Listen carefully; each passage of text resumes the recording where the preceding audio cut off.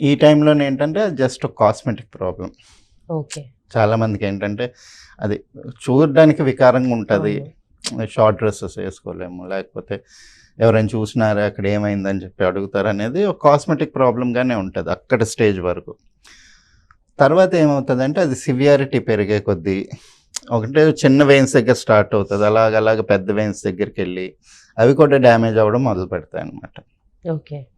Damage అయ్యి అక్కడ blood clot అయ్యి ఆబ్వియస్గా ఇప్పుడు మీకు అక్కడ ఫ్రెష్ ఇది లేదనుకోండి, ఎనరోబిక్ బ్యాక్టీరియానే కదా అక్కడ, ఏదో ఏదో ఎప్పుడో చిన్న దెబ్బ తగిలింది అనుకోండి, అక్కడ ఇది ఇన్ఫెక్షన్ కింద మారిపోతుంది.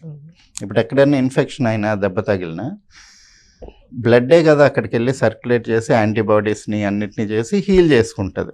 ఇప్పుడు పుండ్ అయింది అనుకోండి, లేకపోతే దెబ్బ తగిలింది అనుకోండి, అక్కడ అంతా లింఫ్ వచ్చి సెటిల్ అవుతుంది, యాంటీబాడీస్ వచ్చి అక్కడ హీలింగ్ చేసుకుంటుంది, బ్లడ్ క్లాట్ అవుతుంది. ఈ వెరికోజ్ వెయిన్స్ ఉన్న దగ్గర అది అవ్వదు.